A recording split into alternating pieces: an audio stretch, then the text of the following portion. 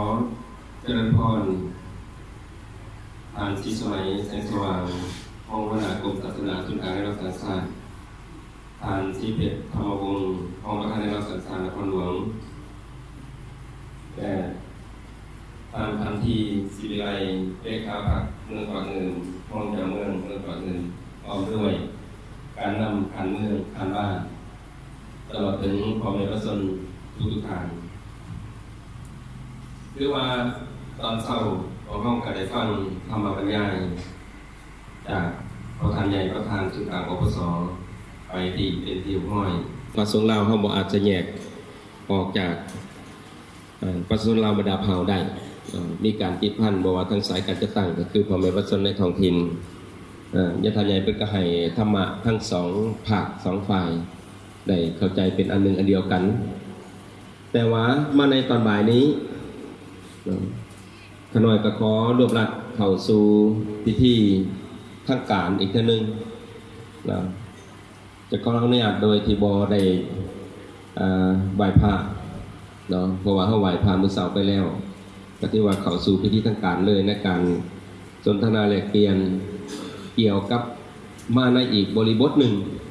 เนาะในตอนเช้าเขาจะได้ฟังเทศฟังธรรมบรรยายแต่มาในตอนบ่าย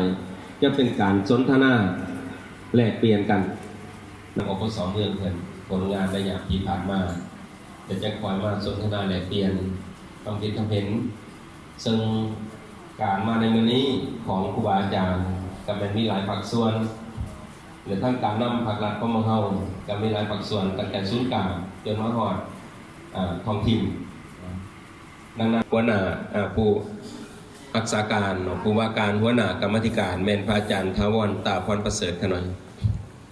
เนาะเห็นเพิ่นอยู่บ่เห็นอยู่บ่ทั้งพระอาจารย์หรือว่าของตัวอย่างยุ่งสนใจเรื่องทั้งสายปกครองการความเป็นพระอาจารย์ถาวรตาพรประเสริฐที่